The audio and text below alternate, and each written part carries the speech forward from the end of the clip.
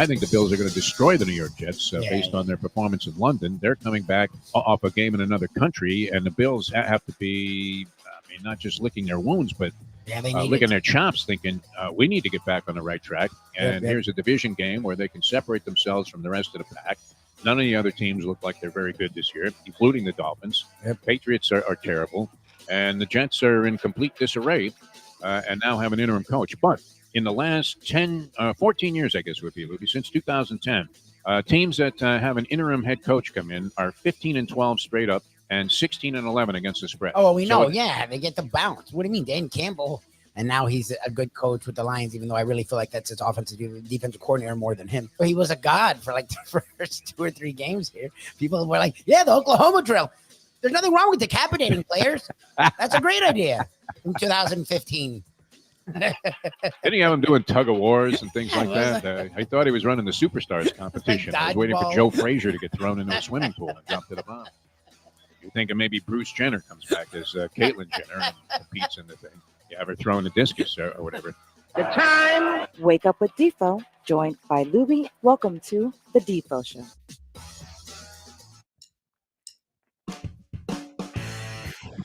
Very pleasant. Good morning, everybody. Peeling yourself off to Mad Monday. Jeff DeForest. We got Mike Lubie Lubitz, and happy to be with you here on the Defo Show on South Florida Live and whatever other platform will pick us up. We're happy to get anybody involved in this thing. Good to be with you guys. Another exciting weekend. Although I don't know how deeply do we get into the anatomy of a double bye, Lubie. We had the Dolphins were off.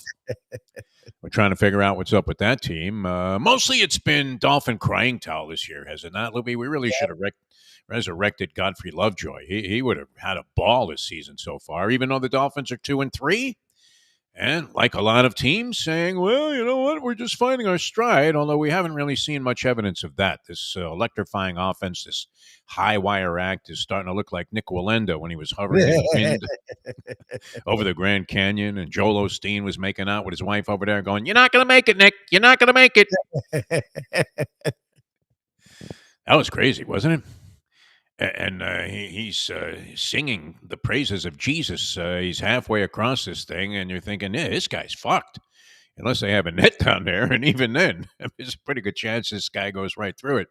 And that's kind of been the season. Later on today, I have an interview with John Feinstein. Of course, he came into prominence with his first book. Was it his first book? I don't know. It was his first book of that level of merit, Season on the Brink. Yep. Where he followed, he was probably like 29, 30 years old at the time, 1985-86 season, and he followed the Indiana Hoosiers around. And you're asking, I still, as many times as we've interviewed John Feinstein, I'm amazed that Bobby Knight somehow consented to let this guy follow the team around and document everything that was going on in what turned out to be not a very favorable season for the Indiana Hoosiers, because we know even when they were going undefeated, it was unlikely that Bobby Knight would say, hey, you know what? Why don't we accommodate the media? And I'll tell you, why don't we let some kid follow us on the team plane and write everything that's happening behind the scenes? Exactly. Could you see Parcells doing that? Could you see Belichick doing that? Could you see Popovich doing that? I don't think so. Bobby Knight, of those three that we just mentioned, would be the least likely. I would think that would say, hey, let's let the media in to the behind-the-scenes activities of the Indiana Hoosier basketball team. But anyway, we'll be talking to John Feinstein later on today on a Bleacher Brothers platform, and that's going to be a lot of fun. A guy still, I'm amazed. They can't even keep track of how many books this guy's written. It says 44 in Wikipedia, 48 on another site, and it strikes me that, wow, I mean, I would have a lot of catching up to do individually, and you may be more well-read than I am, Lubie. What would you say is the total number of books you've read lifetime? Lifetime, cover to cover books. I mean, I don't know. Is it an embarrassing number like mine would be, like under 10? No, I mean, I've read more than 10. I don't know. It's not hundreds. Like my wife loves reading. It's not reading like that, but I would say in the 20s. Like in high school, I did read the books we were supposed to read. And since then, in college, same thing. And then since then, I read sporadically. Shirley just had me read this book. I'm going to start this other book. So in the 20s to more. I mean, I don't know exactly. All right, that's fair. 20s is. Telling you, you've outread a lot of people, I'm sure. Lubie, if you read 20 books. But the point being, I don't know. I mean, what could you write about the anatomy of a bye week? Oh, good. Lubie. What could we possibly say? And the crying towel is out there because the Dolphins look like shit. And they now, after this bye week, go on the road and face the Indianapolis Colts, who are okay. Maybe we should try and get all that. I doubt they let assistant coaches do a lot of interviews during the season. Yeah, Charlie Partridge now with the Colts. Now reach out to him. Yeah, see if he wants to come on the show. Usually there's a just gag order on assistant coaches talking. I understand that too. It wasn't always the case, Lubie. As we've talked about many times with the Miami Dolphins under Don Shula, who you would figure would be sort of overseeing everything with an iron fist. I don't want anybody saying anything that I don't want to hear. Open and freely allowing assistant coaches to talk to virtually anybody at any time. Well, we used to walk up to Gary Stevens and have him say, hey, you can't make chicken salad out of chicken shit. Tom Olividani, and he would say, well, if you took the 97-yard run out and you also eliminated the 375 yards they had passing, we're right there. Of course, Mike Westhoff was always talking, and he had reason to go ahead and beat his chest and talk about the virtues of special teams, because the Dolphins' special teams were extremely good under Mike Westhoff, as was the case when he came back out of retirement and was coaching with Sean Payton with the New Orleans Saints, and then subsequent to that, now with the Denver Broncos, who are kind of a mysterious entry in today's NFL. Weird thing, though, Lubie, in the NFL yesterday. And will the trend continue tonight? You have the Buffalo Bills and the New York Jets. I've been touting this, well, you heard the clip before the show started. And I've been talking about how is it possible that the Bills will lose to the Jets tonight? You ask yourself that, and you say, well, geez, it just doesn't match up unless, and how much credence, how much credibility, Lubie, are you giving to, and you talked about it, the infusion of enthusiasm that normally comes along with an interim coach. Although it could work both ways, could it not? Where an interim coach comes in and he replaces a very popular coach. I'm not sure that Robert Saleh was that, but he did not seem like somebody that the players would be opposed to having running the show there. He seemed like he was very much the so-called players' coach, if you will. Robert Saleh. I mean, you never heard him say, well, this guy just flat out sucks. He had a couple of things about Aaron Rodgers, but I don't know that anybody is going to be totally in sync with the thinking of Aaron Rodgers at this stage. 40-year-old Aaron Rodgers has been doing a lot of peyote buttons and mescaline.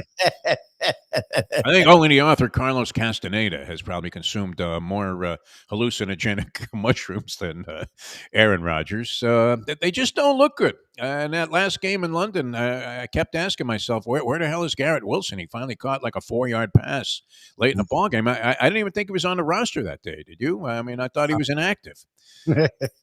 So how are they getting this done? And then it isn't like they brought in some offensive genius to be the interim coach, and they still have they've stripped Nathaniel Hackett, Rodgers' guy, of the play calling duties. So they have an offensive coordinator who's not calling plays. Well, why not just get rid of the fucking guy? Honestly, yeah, I don't. What is his role going to be? Just to try and keep Rodgers happy? I mean, that's what you be the offensive coordinator, and unless the head coach is calling plays, which does Mike McDaniel call his own plays? Yes. Okay, so that's part of the problem there. Yeah, Frank Smith, his OC, is a decent play caller, and people literally say, "Why isn't he fucking calling plays?" Because McDaniel, this is his bag. If I'm a head coach and I think, wow, I'm the best play caller, and I come up with all of these wild plays, I can draw them up in the dirt, and nobody can figure out what the hell we're doing because we got a guy going this way and a guy going that way and a guy going this way and a pick over here and a pick over there. I'm going to go ahead and call the plays, thinking I'm better at it than anybody. I could go ahead and delegate the authority to do that. The other school of thought is there are so many components going on and elements that are happening during the game that would require the attention of a really sharp head coach in terms of game management, that maybe he doesn't want to be burdened play after play so he can concentrate on things like something that Daniel has looked fairly inept at, clock management. Exactly. and situational management. And maybe once in a while, I mean, you see these guys on the headset. Lately, every time we see a shot of Mike McDaniel on the sideline, he looks bewildered. He looks like he's absolutely lost. He looks like I did remember when they used to give the tests back by an order of grade from highest to lowest? So you were pretty smart. You probably Yes, you probably paid attention in school. It wasn't like I was dumb, but I really didn't put much work in when I was in school. And so routinely I would be getting the test back near the bottom of the order of distribution. And you have that look on your face like, a 40? You're like shocked, even though you didn't know studying at all, didn't even pay attention in class. Nothing. No, I paid zero attention. I was always fucking around, trying to make jokes, doing whatever I could, and I was not really strong on homework or yeah. And it's not like it's sort of by what would it be? Assimilation that I figure even with this sports stuff, right? We used to get criticized all the time. Hey, how come you're not in here 2 hours before the show, going over everything? Because we've seen it all last night, right? I mean, you're watching this shit. It's part of your life. So it's a little easier there. But when it came to a general education, social studies, history of the Civil War, whatever, some things I was interested in, but a lot of stuff I really had no aptitude for, whatever. And so routinely I was getting my test back last. And you just had that same look as Mike McDaniel, or the same stunned look you have when you get screwed on a bet. And you're watching going, they're going to take the 3 down? Oh. Like they just shoved a big pole up your ass, as Pat Riley, who actually was saved by this when David Stern nixed the Juwan Howard deal and said, "You ain't getting Juwan, Pat." And thank God they didn't. Yeah, it worked out. Yep. Who was it that paid him like $180 million or whatever it was, some exorbitant amount of cash at the time, and then he never really did anything post that the rest of his career. At best, he was so, and Riley would have been hosed, and the Heat would have been compromised badly if they had gone ahead and consummated that deal. Which did you see this, by the way? Just an aside here. I was reading a story. You have the Knicks beat writer. This game must have taken place. Did it happen in the afternoon? Because there's a recap of it in my New York Post, which usually doesn't include any late night results. In fact, they still think the Mets have a shot to beat the Dodgers in Game 1, according to this, right? They have a big 2-page spread here, know your enemy. What they didn't know at the time of this printing was that the Mets were going to lose to the Dodgers 9-0, as L.A. has now strung together 33 consecutive scoreless innings. Holy Oral Hershiser. Don Drysdale had that record forever. What was that, 56 2/3, Lubie? Oh, good. And then Hershiser busted past it, the Bulldog. But right now, they're on an unbelievable roll of goose eggs, including shutting out the Padres in back-to-back games, and now they've shut out the Mets. So 3 straight games with a big fat 0 at the end. My buddy's got to be licking his chops here. That needs the Dodgers for $90,000 on a $100 bet if they win the World Series. I don't know if he's done any hedging yet, but the payout, Lubie, if he wanted to take the early buyout right now, for his $100 bet is $28,000. Wouldn't you cash that ticket like right away? Look, Yes. get out of here. Yes. They offered me $28,000 on a $100 bet. I wouldn't want to sweat out the Dodgers. I mean, you would at least hedge off something. Okay, is it Dodgers to win it all or Dodgers to get through? The Dodgers win the World Series. They have to win the World Series. With his thing. Yeah. Look, My I friend think Dylan. we'll get there versus the Yankees. I'm sorry, Subway Series fans. I don't see that. The That looked like it got badly derailed yesterday, although you can never tell just by one baseball game. I don't know if it'll be a sweep or anything like that, but the Dodgers are clearly the better team. Look, the Mets have nice talent, and it's a wonderful story. They're not on the same level as the Dodgers. There's only 2 teams that are. It's the Dodgers and the Yankees.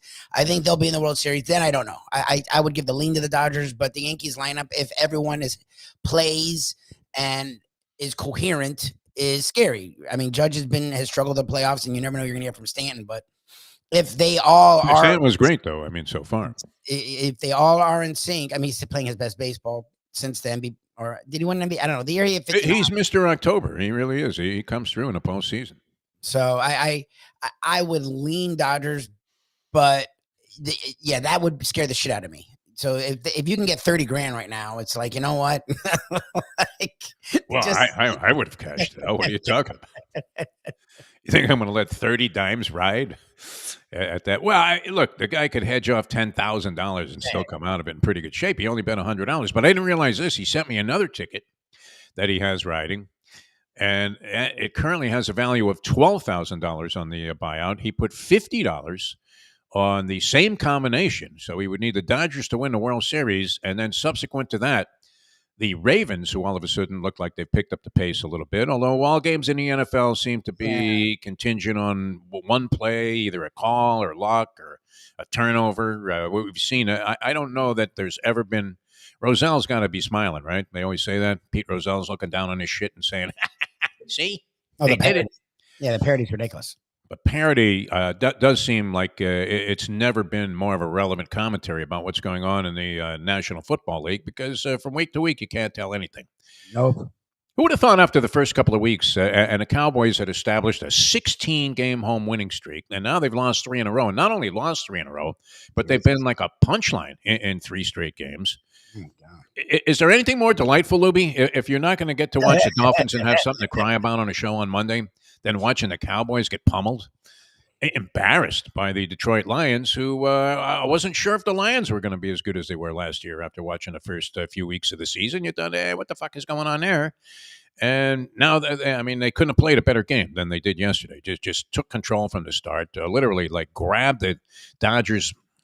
I don't want to use a Trump reference here because they didn't grab them by the pussy, but, they grabbed them by the throat.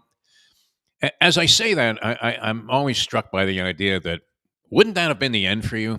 Well, there was like 20 different times that would have been. And what do you mean? The thing with the Mexicans when he was saying they're rapists and there's like someone was showing the other day something, and they're like, "How did he get past this?" It's like, how do you? I mean, this even like he's trying to win Michigan, a battleground state. And he says, hey, "We don't want this country to look like fucking Detroit." And he's in Detroit, which everybody is saying is making this marvelous comeback as a city. Well, that's the problem. That all the tour of the tour of shit he's doing, like when he goes to these big cities, he doesn't because he doesn't pay attention. Because if he's not the president, then nothing good is really good. He lies about it to himself. But like every major city that was a dump, quote unquote, is revitalized under Biden because a lot of them were built around manufacturing. And what did Biden do? The Democrat who doesn't care about domestic things, he brought fucking manufacturing jobs home. So Detroit is killing it. Chicago's turned around. Milwaukee's turned around. So all these major cities that he actually mocks them in front of their faces, it's like, dude, what the fuck are you talking about? We're killing it right now. Like, you're not only making fun of us to our face, which is who the fuck would do that? You're wrong. Like, it's just not true. It's amazing. Yeah, you could just say anything, right? It's all John Lovett's thing.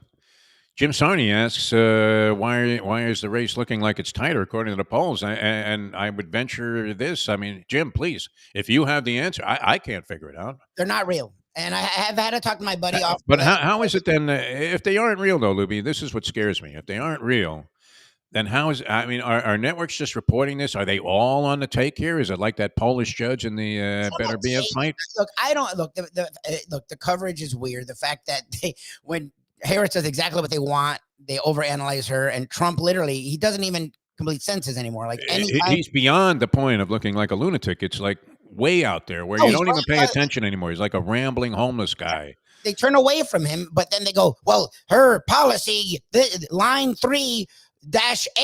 It's like, dude, the guy, he didn't finish a sentence. He's not even finishing sentences. He's not even trying to finish sentences anymore. And he's done blending. Like, literally, he's doing brown face now. Oh my God, yeah. What's this makeup thing? He's a disaster. Kamala should call him out on that alone. I mean, saying, hey, if you put any more of that orange shit on your face, you're going to look like me, Don. They're going to be asking you if you're black. Are you the black person? You're going to look like Al Jolson in blackface pretty soon. I don't know. The coverage is a joke, but I don't know if it's conspiracy more than... it scares me. The reality is... Are they trying to scare people into voting that don't want this to happen? I don't mind. Look, that's the only positive I get out of the close is that the reality to me is it's not close. The reality is if they show what it really is, people won't watch. Like the only. Well, I understand that. If it was like 60-40, nobody would give a shit about any of this. I don't know what it is, but I know it's over 3. Like it's just they go to the same city. Like I never cared about the rally thing until they're going to the same cities. They don't now because he's scared to go to the same cities because it just looks really bad. But like when they were going to the same cities a week ago, the same city, the same venue, they'd have a 4-hour line for Harris. It would be fucking to the rafters. And he would have half an empty place. People were bored and they were leaving. Like, you can't tell me that doesn't matter. When you look at the donor dollars, they've never been close. Never been close. When you look at them talking in public. Oh, no, that's an embarrassment. But the polls no, they're not. And any credible pollster has said the last 2 decades, polls have become a joke. Like that way before Hillary. Like the way they do polls, they don't sample a broad base. They don't do hundreds of thousands of people. It's kind of like radio ratings. They do like 2,000 people in a small area. They never do big cities. Like the one in Pennsylvania, they said they left out Philadelphia. Okay. Who gives a shit about the rest of fucking like? Well, and in Pennsylvania, you have a Jewish Democratic governor who is very, very popular and seems, I mean, a very admirable guy. If he had been the vice presidential candidate, that would have been fine with me. I think he's much more polished than Tim Walz is. But, I have no problem with Walz except for the fact that he had a little bit of a Biden-esque deer in the headlights look during the debate. It wasn't a comforting look. While J.D. Vance, Mr. Smug, looked like he was in complete control of everything, even though he was full of shit. It just came off a little bit better. If you weren't paying any attention to what was being said, if you were just going on horse body language, so to speak. Anyway, I'm amazed by that, and it scares me, and I wish it was over. This is kind of like waiting for the doctor to come in with a diagnosis after you've gone under a battery of tests, and then they come in and they give you that look. And you're thinking, oh, fuck, I'm dead. I experienced that for the first time, really, on any kind of significant level when I was sitting there and they were talking about chopping off one of my toes, which, by the way, Lubie, thank God I didn't get that done because it's fine. Yeah. Exactly. Yeah.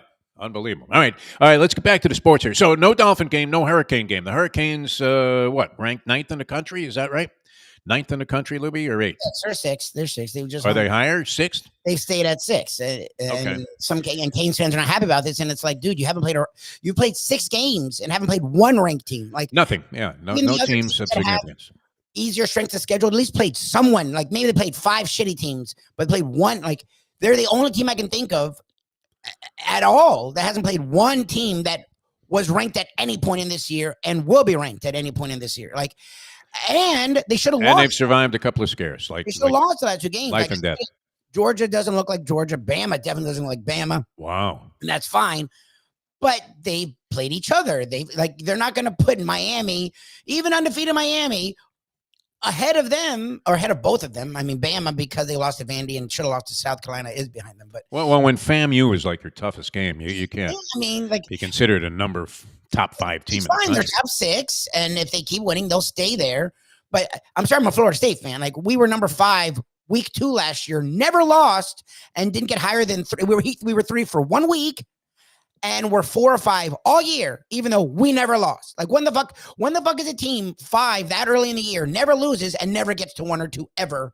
Like, and we played ranked teams and we won every fucking game. So I don't feel bad for UM, who should have lost the last 2 fucking weeks to garbage teams and has played no one. Like you're 6, be happy you're 6.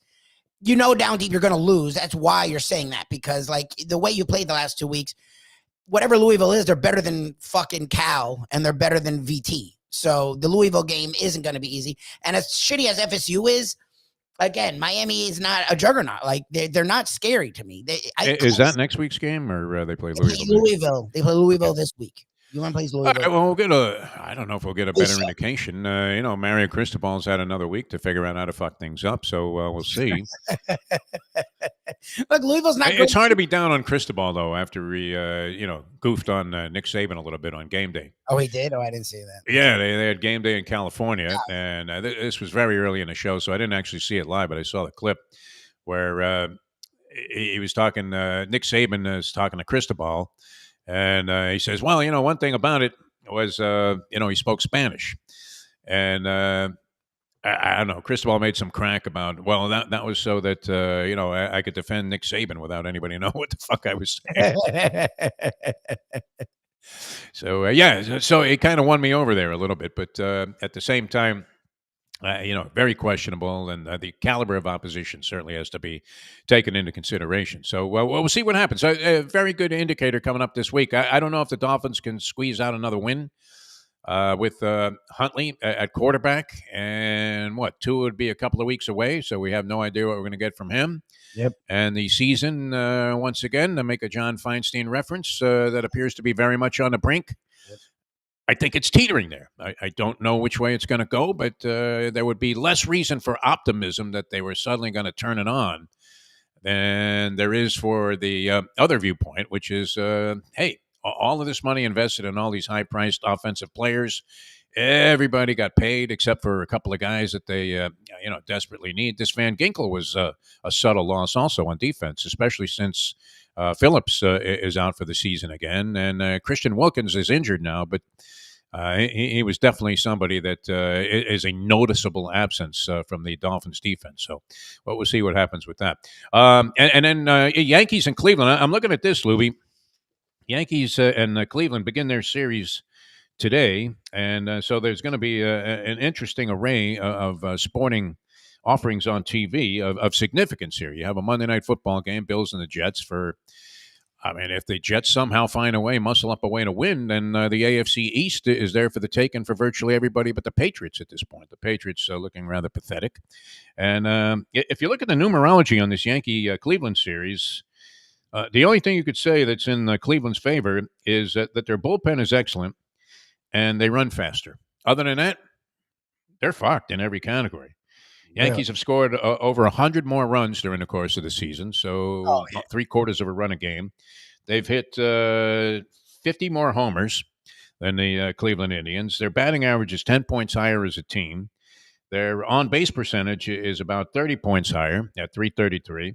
Their slugging percentage is significantly higher, another 30 points. Their slugging plus on-base obviously is going to equate out better. The Indians have 148 steals on the season, which was fifth best in Major League Baseball, and the Yankees don't run a lot, and we're 24th in that category, but they do rely on the long ball, obviously. Fielding about the same. Starter ERA, the Yankees actually are superior there, 11th in the league at .385.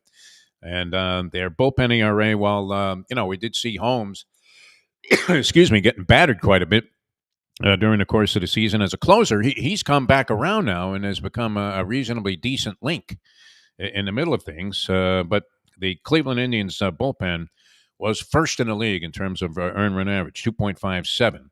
And it certainly is formidable. The strikeouts about the same, and the walks and hits per inning pitched, virtually a dead heat there. So everybody that's handicapping in the New York Post, you would imagine there'd be some favoritism there because you don't want to generate the hate mail by picking the Guardians. But they all have the Yankees inside of 6 games in this series.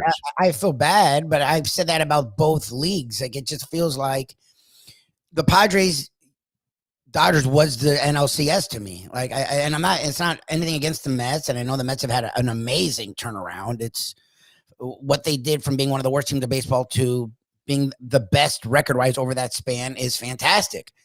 But if you look at the teams, it just, like, the talent doesn't matter. And I get it, baseball a lot of the time is wacky. And back in the day, if you had a great pitcher, your one great pitcher could beat a whole great team. That's not the case anymore. Great pitchers don't pitch fucking playoffs. Remember, guys used to make 3 starts for game 1, 4, and 7. You don't rise, and you don't pitch 3 games, and you're not pitching 3 complete games. Like, you're taking guys out even in the playoffs. Well, again, a guy had a 1-run gem and got taken out of the World Series and lost a goddamn World Series for a team and that was years ago now. Like Blake Snell, yeah. And I think he was pitching on 1 hitter. That was a few years ago now. They're worse now. Kevin Cash, one of the worst decisions ever made by a manager.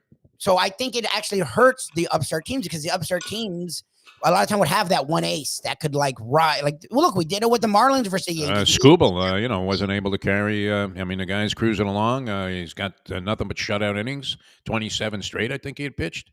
And then all of a sudden he gives up the grand salami and it's over. Yeah, you're right about that. You don't have that one guy. It's more by committee than ever before. and starters don't go that deeply in the ball games. The Dodgers had Flaherty, an outstanding outing last night, but I mean they were so in command in this ball game that it really from the time it was like 2-0. Did you not feel like nothing was going to happen for the Mets in that game? It was I was pretty ugly, Lubie. So are you watching this at all? You're not the biggest baseball fan. Well, I used to. Well, that's the funny thing is I was my whole life until the last like decade. It's just until you became a Marlin fan and they soured you I on was the game. always a Marlins fan, and that never helped. And then on top of that, the game itself, just like, which was already a slow game. I get it, but it took like another level into like there used to be a ton of the great defensive plays, and I know they still happen, but it's not what it once was. There used to be base stealing. There used to be a lot more action on with the ball getting on base. They worried about contact a lot more than they do now. The strikeout was a bad thing, so you didn't see strikeouts constantly. Like you got to see aces be aces and carry teams. Like it's just the way the game is just different, and it's totally thrown me where I forget baseball exists now. I grew up because the Marlins didn't exist till I was like 10. My dad was a big Dodgers fan because in South Florida, there was never a Marlins. And the Dodgers, my grandfather was from Brooklyn. And then even though they moved, he's down here. So he didn't give a shit that they moved. So he liked the Dodgers. He would go to Vero literally every year. So I grew up with the Dodgers like a backup team. So when the Dodgers are good, I can get into it. Like, and I don't like the Padres. The Padres, like, I don't know. The Tatis thing, he was always sort of redheaded stepchildren in California. He was always sort of a douche. Like, and I get you had to do more so even than the Angels were. Oh, yeah. Both teams were supposedly LA, but the California Angels and then the Los Angeles Angels never really represented Los Angeles unless they were winning. And then people gravitated down to Orange County there and started watching the games. And they had some good teams. The Singing Cowboy put all of his money in there. They used to always use that line. I've used it on the show a few times because it stayed with me, where the headline would say, "Singing Cowboy unloads saddlebags, signs Carew." He really wanted to win. He was one of those owners that wanted to win, and he put together some dynamite teams. I mean, they had Bobby Grich and Don Baylor and Frank Tanana when he came back after. Did he have Tommy John? I don't know exactly what type of surgery he had, but he was a flamethrower, and he came back a little bit. Ended up more with Detroit, I guess, having some success post Tommy John surgery. But when he was there, and it was Nolan Ryan and Frank Tanana at the top of the rotation, and you had 4-man rotations, that's not bad. So they had a lot of good teams, but they never really captured the imagination of the fans in Los Angeles, who were giant. I mean, I don't want to say giant Dodger fans because the Dodgers and Giants had one of the all-time heated rivalries in Major League Baseball history. Northern California people hated Southern California people, thought they were assholes. Same thing, when we thought the other, just the opposite of the Northern California people, pseudo-intellectual snobs. They were all on mescaline, like Aaron Rodgers, and hallucinogenic drugs. Yeah, he's from that area. But, I mean, I have a little affinity in my heart for the Dodgers, but I would say my Met fandom from my youth overrides that. Because I always thought the Dodgers were and it's different, they have different ownership, different people at the helm now. The people that live there, yeah, I know. Oh my God! I mean, just one of the classiest organizations I'd ever dealt with in sports. Really, first class all the way. Everything they did was first class, and they treated, certainly the media well. They treated their fans well, and they integrated themselves into the community. And then, of course, they had that infield that they had imported from Albuquerque there with the Penguin and Bill Russell at shortstop, Davey Lopes, one of my favorite players, second base, and Mr. Popeye Forearms himself, Steve Garvey at first. You had Steve Yeager behind the plate, and outstanding outfield. You had Rick Monday grabbing the flag from that guy that was about to burn it. I mean, always a first-class organization. But it does look like after last night, it would be hard to sit there and say, "Hey, you know what I'm going to do now? Now that they're down 1-0, I'm going to unload on the Mets." That would take some balls after what we saw last night. That's for sure. Yeah, it's not over. I as a fan, I would still root them on. I just, as an innocent bystander, I would think it feels like Dodgers, Yankees. Look, and it's not only the two biggest markets; it's the two most identifiable players. Like it's the first pivotal game too, though. No. Oh coming no. up. I mean, you would have to think if the Mets lose this one, they're especially if they can handle like they did, they're pretty much out of it. Did they take a day off now in that series? Is that how they do this thing? Because I think there's only one game. Oh no, there are two games going today. right? Yeah, Dodgers and The other Mets. series- Yeah, the other series. The Mets throwing Manaea had a very good outing last time and had a good season overall. And Dodgers still haven't figured out who their starter is going to be as of yesterday. I guess they probably announced it by now. All right, we're going to take a short break. I got to let Skippy out in the backyard here, and so hopefully I'll be back in time by the time our little commercial block plays. And if not, Lubie, they just pick me up for about 30 seconds and we'll get this thing back on a roll. A lot of other stuff going on. We had a whole day of the NFL. Home dogs, usually a pretty favorable thing to go ahead and invest in. 0-7 so far on the week. 0-7. Jesus. And a good chance to go 0-8 after tonight.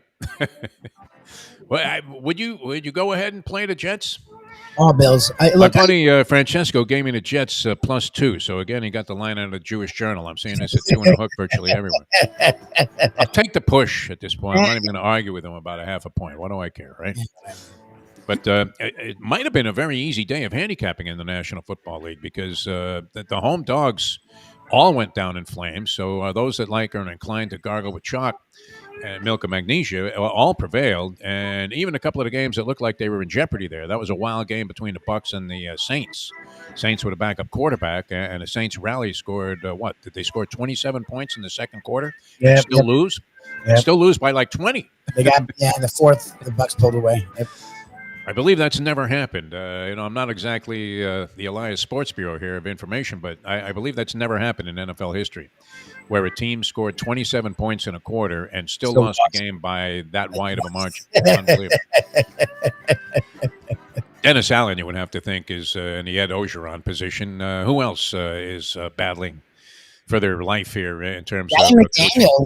I mean, outside of Chris Perkins, who wants to blame. I don't see them firing McDaniel no matter what happens this year. I no, you're probably right. To me, McDaniel should be for what he came, not his experience level, none of that. For what he came here with. They brought him in and instantly did the thing where they're going to buy up players, trade picks to build a roster to contend for a Super Bowl. If you don't win at least a playoff game in the first 3 years, what are they keeping you for? Because all that's going to happen from here on out is the roster is going to get worse. Like, you can't keep everyone. You're going to have to lose either young guys you can't re-sign, or you're going to have to restructure deals and get rid of the big contracts. Like, you may get one more year of this group. I think McDaniel comes back with whatever they can salvage from the group in terms of salary cap considerations. Because I also look at Stephen Ross's history. He's had a series of inept coaches, and he always keeps them past what you would think would be a reasonable shelf life for these guys. Always. Going all the way back to, was that his original hire, Smoking Joe Philbin? Adam Gase, he gave him a longer period of time. Yeah, maybe Sperano was the coach there when he came in. Yeah, because I think he's the one that brought Parcells. Wasn't he the one that did Parcells? And Parcells is the one that brought Sperano.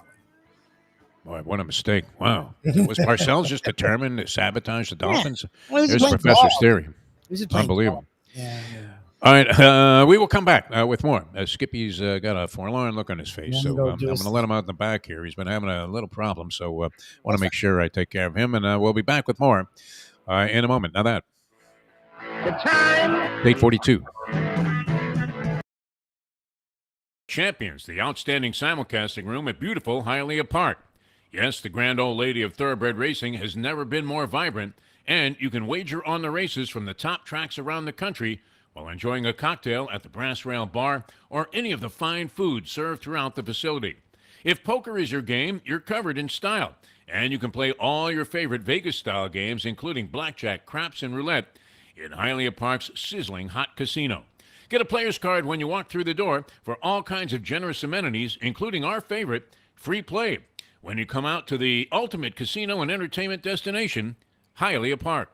These days, we're all looking for comfort anywhere we can find it. Thank goodness for Landlubbers Raw Bar and Grill in the Plantation, because they are making sure you are as comfortable as possible. First of all, they're not only open for delivery and pickup. All you have to do is go to landlubbersbarandgrill.com for both pickup and free delivery. You're going to have the best wings in the world. You're going to have a great burger. You're going to have their amazing soups. Again, Landlubbers, Raw Bar, and Grill. It's nice and easy. Just go to landlubbersbarandgrill.com for both your pickup and free delivery. Thank goodness for Landlubbers for making you always feel right at home. Are you looking to buy your first home? Have you been turned down for a loan? Do you need to refinance or get money out of your home? Call Michael Kodsey, CEO of Choice Mortgage. He's been helping the South Florida community get mortgages for 30 years. Hi, this is Michael Kodsey, CEO of Choice Mortgage. We have the most competitive fixed rates in the market. Call me 24/7, 561-441-2730. And remember, I don't just work banking hours. To make the right choice for your home, call Choice Mortgage today. Mr. Pentangeli, were you a member of the Corleone family? Did you serve under Capo regime under Vito Corleone, also known as the Godfather? I never knew no Godfather.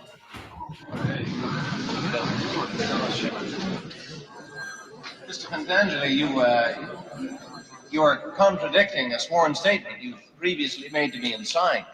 I ask you again, sir, here and now under oath, were you at any time a member of a crime organization headed by Michael Corleone? I don't know nothing about that.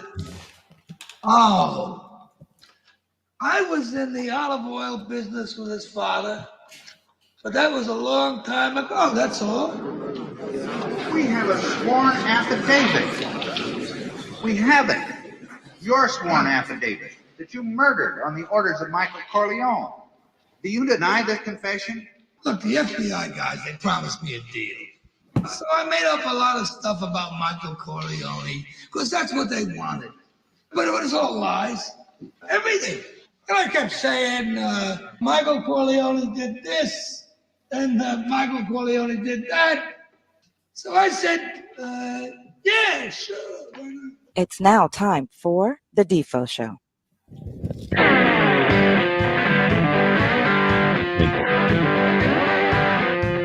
All right, welcome back to the show. We have some action on the chat line here. A lot of it coming from Jim Sarney, the aforementioned Jim Sarney, our good friend. And thank you, Jim, for the mention in his column there about the interview show, which was nice of him. He's lately, it's Rico's, right, is the name of the place. They make, what everybody's saying is an outstanding pizza. It's just north of Atlantic Boulevard on Federal Highway. I've been curious to go in there, but I just... Nice. I'm not eating a ton of pizza unless we're at a place like with cheesesteaks where they throw a slice in front of you. And then, of course, it's always great. Who doesn't like pizza? Is it un-American, un-Italian? I mean, even if you're Tunisian, man, you got to love fucking pizza, no? Yep. It's great, man. Bread with tomato sauce and cheese, and then throw some meat on there or whatever you want, vegetables. Yeah. And they make a different style of pizza, which everybody that I've seen, for the most part, has been raving about. I haven't seen anybody say, hey, man, this is a bunch of shit. That's good. So, and this is an interesting dilemma because you know how it is when you go to a sports bar and the bartender and not only has like the Bloomberg stock report rolling while you want to watch a game and you try to get her attention. Excuse me. Huh? I'm usually, I try to be polite about that. I'm not like one of these people who, hey, can you fucking put the game on? Because I find even when you're talking to somebody that's in some phone bank, and, that poor person didn't have anything to do with the fact that you didn't get your newspaper that day. It's never that person's fault. Yeah. They had nothing to do with it. I'll raise my voice to the customer service, and I usually catch myself, and I'm like, I know it's not you. I know it's not you. Kill them with kindness. You got a better shot. I mean, imagine the shit that these people have to listen to. One of my new favorite shows, although, I mean, I find it. You ever watch something that you now become, I don't want to say addicted to, but you start to think, oh, okay, there's an inclination to go ahead and watch it if you catch it. Mm-hmm. And you're thinking, it's ridiculous that I'm watching this. This is the dumbest fucking show I've ever seen. But there's a show called Sin City Towing that comes on like Discovery Channel, where it's about these tow truck companies in Las Vegas. And you should see the shit that goes on. But the worst position that you could possibly be in is to be the person at the pay window where the people try to get their cars back and they come in there. And it's like if you happen to catch the guy as he's towing your car, it's somewhere around $150 for them to just drop the car. They haven't gone anywhere with it yet, but the minute they put it on the lift, they want $150 cash, and you have to have proof of ownership and the registration. Yeah, like how do you? Okay, which I don't have proof of ownership. I have it in the car. Do you? Yeah. I have it in the car. I have my registration in the car, but you'd have to access the car.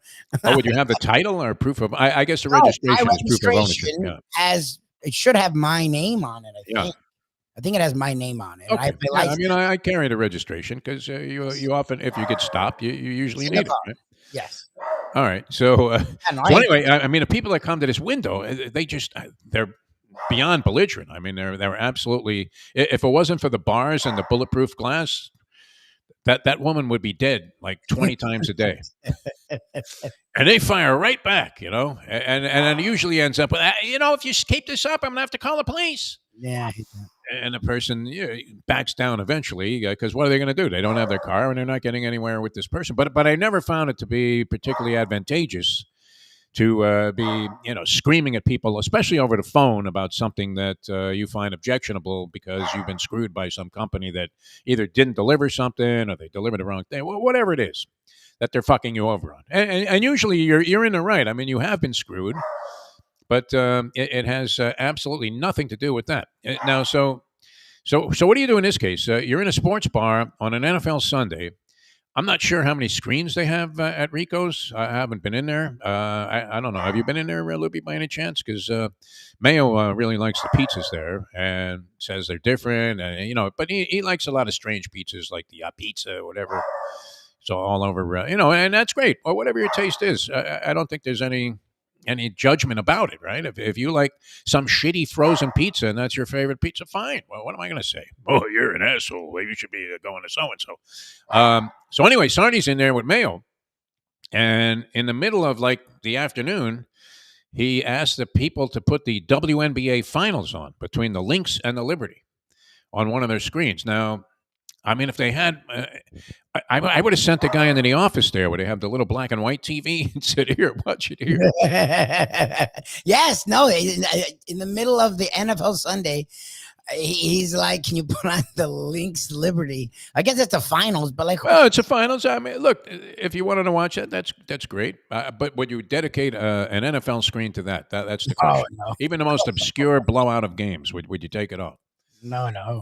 And if the guy did that, and then they accommodated him, would the other customers that were interested in watching some NFL game have the right to just go ahead and hit him in the face with a pie? Start firing chicken wings at his head, which the Liberty, who blew a 15-point lead in game number 1 in the final 5 or 6 minutes, ended up bouncing back now and evening the series. So, although it did get dicey, I think they were in control all the way, and then I think it might have become a 4-point game.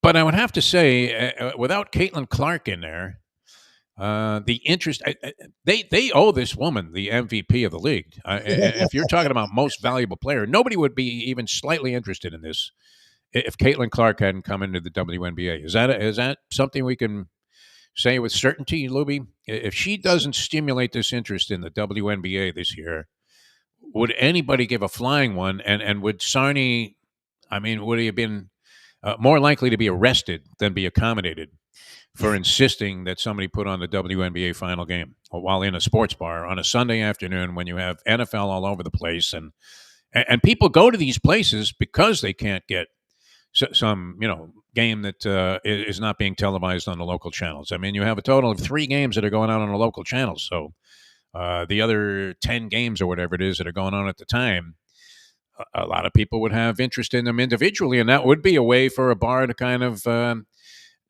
get people involved as customers because they knew, hey, I can go there and catch any NFL game. I know that I've left sports bars because I'm looking around going, who the fuck is running the TVs here? Oh, no, look, I mean, being able, and look, at Landlubbers, they literally not only have all the TVs, all the games, they literally, starting when we're there Thursday, Sufrina's already set up, like, he puts up the helmets of the opposing teams on each TV, and other bars, I guess, do this so that okay, the game will be here. The game will be here. The game will be here. So you can see. Yeah. And they put that name, the 2 teams. Jim, in his defense, says that it was after the 1 o'clock games were over, and so there were some available screens. Which is fine. That actually makes it a lot more sane, but who wants sane? And it was a significant enough event for no, I mean, if there's go ahead. I mean, if they were going to dedicate a screen to something and not duplicate a game. Yeah, I mean. All right, we're not pissed at you, Sonny. If there's 10 TVs and there was only 4 games, and that means, I get it. Depending on where the bar is, you may want to have games on. So even if you double up, though, okay, now you've taken 8 TVs. There's still 2 TVs. Like, Yeah, Mayo said he actually covered his face with a ski mask because he was at the table with the guy who requested the WNBA final game there. Hey, babe. Yeah. So that's 1-1. Going back to, I would assume, Minnesota. What did they play? Did they play best of 5 in the finals too? WNBA? I don't think they go best of 7. Pretty sure it's best of 5. Yeah. Really? Yeah. I mean, a Liberty, if you were looking at just whatever star caliber players they have in the WNBA, they're loaded up, huh? That Vandersloot chick is like an afterthought. She was a star player for a long, long time. And they got, Ionescu and who is Brianna Stewart. Listen to me naming off the roster of the New York Liberty, Lubie. I've been badly influenced by this guy. Good for you. I don't know any of the players on either team. Does Sarni have a way of subliminally getting to your mind? You guys, he doesn't do anything to me. I love the guy, but I'm used to just blowing through weird suggestions. Oh yeah, no. For months I couldn't take the text anymore. I just I was almost tempted to hit the block button, but he's such a nice guy that how can you possibly? I read his stuff. I appreciate his tidbits, his info. I like his column. Yeah, that stuff's good. And even when he talks to us, I don't take offense to anything he says. No. Well, I mean, there was a time there that he was hypercritical. I don't, because I've had to field the critical comments for years. So people have hated you forever. No, you're become a very show. endeared character. I mean, is that the right word? No, I mean a very likable character on the show. I mean, just our show. People people always have negative stuff to say about everything. I mean, the best people ever have haters. So I'm used to just, all right, thank you for your feedback. You know, like, I mean, it is what it is. You do have to ignore it for sure. But I mean, I love Sarni, but yes, pretty much everything he says, I just, okay. Tony said they have great salads there. I'm going to have to get in there. I'm sure the food's good. Like, the name Rico sounds like a dude that gets very favorable reviews. Like, it sounds like it makes good pizza. So I feel like it's worth definitely going out there. I just haven't tried it yet. If you mention it, Mayo doesn't even make a face. No, he's got approval on that. All right, so Guardians, Yankees tonight. Well, what are you going to say there? Yankees, you like that. And you have Jets, Bills tonight. I'm still going to stick with the Bills. I don't see how the Jets beat the Bills, but it's easy how. Josh Allen's a turnover fucking machine, and they have a good defense. And with Rodgers out there, you don't think they've lost what? Have they lost 3 in a row, the Bills? No. 2 in a row. Yeah, 2 in a row. They were 3-0, and now they're 3-2. So, 2 in a row. The Bills are in a juggernaut, but I think they'll win. But, yes, you can always beat the Bills because if Josh Allen turns the ball over like he can, any team can beat them. I'm not going to expect that. Like, I expect they'll win. All right, a couple of other things, side notes here. Also, one brought up by Sarni, Yannick Sinner. What's going to happen with him? You don't know what to believe anymore because you see so much bullshit, like completely fake stuff. Yes. In this case, Facebook is really the only social media I look at, but people post stuff that's from X and from Instagram. And one thing they keep showing is that Mike Tyson has knocked out Jake Paul, which the fight hasn't taken place yet. It didn't happen. And then they'll show clips of it. I'm like, where is this coming from? So you don't know what to believe anymore. And, you see like a lot of phony stuff, but I keep seeing these stories about Yannick Sinner, who, of course, had the little drug flap, which his alibi was that, and he then fired his staff. But he said that there was some supplement that it was illegal that entered his system because he had a trainer that had it on his hands. And while he was giving him a massage, it somehow infiltrated his bloodstream. And the most minor traces of this stuff showed up in his system. So they gave him a pass on that, which pissed off a lot of people in tennis because the rules there, are like Turkish prison type of harsh, where they'll suspend you. Look, they suspended Sharapova was doing some stuff, but that was over a long period of time, so maybe that was justified. And you've had others that have been suspended for long periods of time with any kind of drug positive. They're very strict about this, and they test people all the time. So they gave him a pass.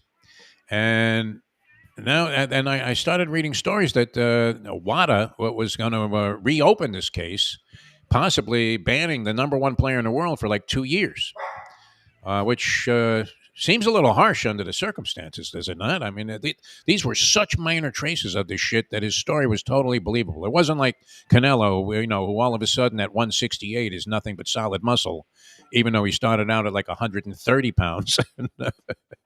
Or Manny Pacquiao, right? I mean, who was knocking out welterweights after he started out at $108.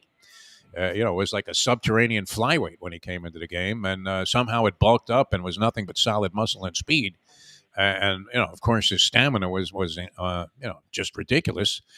So you would have to think that, okay, the Canelo excuse that he ate like a bad taco somewhere, and that's how this stuff was ingested. It does seem a little bit lame. But that does seem harsh. And then Aryna Sabalenka, my favorite female tennis player, and she's playing in Wuhan, which, wow, I mean, would you be likely to venture into Wuhan after what happened? They had the Wuhan Open, which had been a tournament that was established before COVID-19. But I don't know. Would you be a little squeamish about going to Wuhan, China, Lubie, to do anything? I presume it's long. Bats are flying, all kinds of crazy shit's going on. Yeah. Yes, it would be weird to go to the place where it all began. I don't think I'm going there. It's not on my travel itinerary. I don't know about you. I'd like to get back to Positano on the Amalfi Coast there, but Wuhan, not exactly a destination that I have circled on my geographical, calendar of events. Anyway, and they played a point in this tournament. Sabalenka eventually prevailed in 3 sets. Has a nice rivalry going with this Zhang, Chinese girl who has been rising up the rankings. But there's a point there. I don't know if you could just Google it and say point between Sabalenka and Zhang. Well, one of the best tennis points I've ever seen, and it gets back to this whole thing about the WNBA, that far and away the sport where women's play most likely parallels the men, even though you could probably take, as McEnroe asserted many, many years ago, any man in the top 150, and they would beat the hell out of the number one girl in the world or woman in the world. That's possibly true. But I don't know that any sport on a professional level approximates the men's game. I'm still watching nothing but bricks go up there in the WNBA. And when you look at, some of the players and the shooting percentages, just atrocious. But, I mean, if you're watching women's tennis, they are nailing the ball. I mean, Martina and Chris Everett, maybe if they were around in today's era of tennis, they would be just the same in terms of the power and the speed and the overall court coverage. But, wow, when you watch that compared to what's going on in women's tennis today, the evolution is just incredible. That can't all be attributable to equipment. Yeah, of course, they're playing with wood fucking rackets. The way they train, the way the game is accepted, like before. Again, oh, my God, Lubie, they're firing the ball. Firing it. Now they're athletes. Very, very entertaining stuff. And then I benefited from a screw job with the pencil, apparently. I didn't see the fight. The Beterbiev, I've been pronouncing it Beterbiev, but that's what I thought it was. But Beterbiev, I heard more frequently as a pronunciation of Artur Beterbiev, who had a 20-0 record with 20 knockouts. But he's like 40 years old. I didn't realize he'd been around that long or got started so late in his professional career. Might have been one of those guys with like 300 amateur fights. So kind of like Lomachenko, you see this with Russian fighters, but very controversial. And they had supposedly an Adelaide Bird scorecard that was totally out of whack. But for a rare change, while recommending that you bet this guy, everybody says that he lost the fight to Bivol, who, could not have been more dignified in defeat. But everybody was screaming, the entire boxing world, that not only was the decision a complete con job, but that the judge who had it 116, 112, giving Bivol only 4 rounds, had to be from the Stevie Wonder school of scoring. And yet, I'm going to go ahead and gloat and say that we picked the winner, Lubie. And it's about fucking time I caught one where my guy lost, and they went ahead and gave him the decision. All right, we got to get out of here. We didn't do much today. We just kind of rambled here, which was great. Always enjoyable. You're going to be Southport Raw Bar, right?